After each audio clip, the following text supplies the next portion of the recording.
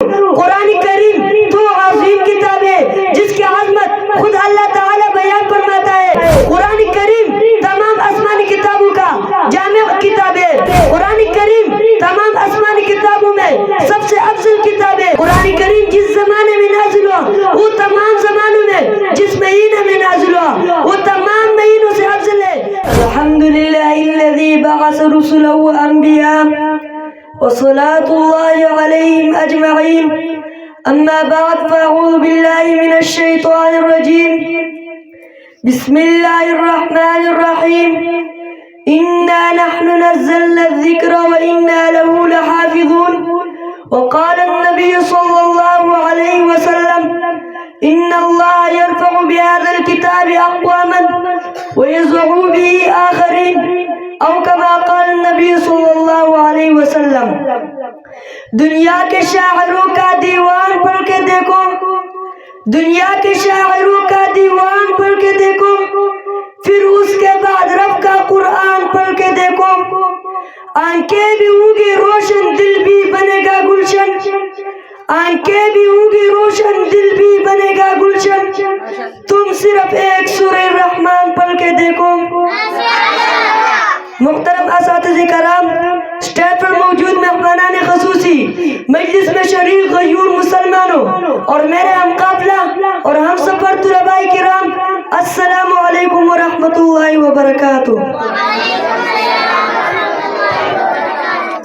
آج اس بابرکت اور روحانی محفل میں مجھے قرآن کریم کی عظمت پر اساتذہ کرام کی طرف سے موقع دیا گیا ہے۔ حاضرین محفل، میں کیا قرآن کی عظمت پر بات کروں؟ قرآن کریم تو عظیم کتاب ہے جس کی عظمت خود اللہ تعالی بیان فرماتا ہے کہ قرآن عظیم کتاب ہے، دوسری جگہ فرماتا ہے مبارک کتاب ہے۔ قرآن پہلی کتابوں کی محافظ کتاب ہے، قرآن پہلی کتابوں کی تصدیق کرنے والا کتاب ہے، قرآن بڑی حکمت اور فضیلت والا کتاب ہے، قرآن ہدایت کی کتاب ہے، قرآن حق اور باطل کے درمیان تفریق کرنے والا کتاب ہے۔ میں کیا قرآن کی عظمت کا تذکرہ کروں؟ قرآن مجید کا تذکرہ پہلی کتابوں نے کیا ہے، اس سے بڑھ کر عظمت کیا ہو سکتی ہے کہ اس کی حفاظت کی ذمہ داری خود اللہ تعالی نے اٹھائی ہے۔ محمد مصطفیٰ صلی اللہ علیہ وسلم قرآن کی عظمت اپنی مبارک زبان پر بیان فرماتے ہیں۔ رسول اللہ صلی اللہ علیہ وسلم نے فرمایا تمام انبیاء کو ایسے معجزات دیے گئے جنہیں دیکھ کر لوگ ایمان لائے، لیکن مجھے جو معجزہ دیا گیا ہے وہ قرآن ہے جو وحی کے ذریعہ دیا گیا ہے، لہذا مجھے امید ہے قیامت کے روز مجھ پر ایمان لانے والے تعداد میں سب سے زیادہ ہوں گے۔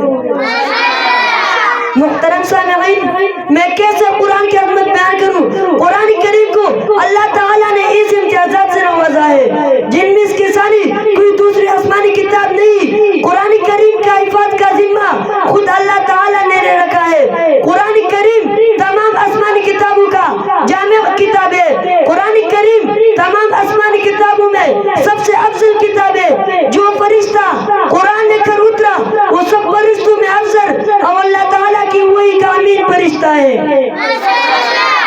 جس شخصیت پر نازل ہوا وہ تمام کائنات میں افضل ترین شخصیت محمد مصطفیٰ صلی اللہ علیہ وسلم ہے، جس محمد مصطفیٰ صلی اللہ علیہ وسلم ہے جس امت کے لیے نازل ہوا وہ تمام امت میں افضل ترین امت ہے۔ جس زبان میں نازل ہوا وہ تمام زبانوں میں افضل اور سب سے زیادہ فصیح و بلیغ زبان عربی ہے۔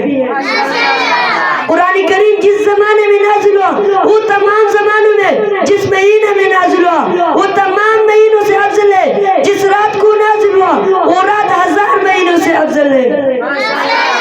حاضرین مجلس، دنیا میں عزت اور عروج کا وعدہ قرآن مجید پر عمل کرنے سے مشروط ہے۔ آج اگر ہم دنیا میں مغلوب ہے، آج اگر ہمارا معاشرہ ایمان کے بجائے شرک کی طرف جا رہا ہے، تقوی کے بجائے گناہوں کی طرف جا رہا ہے، عمل کے بجائے ظلم کی طرف جا رہا ہے، وجہ کہ ہم نے اللہ تعالیٰ کے عظیم قرآن کریم کو چھوڑا ہے۔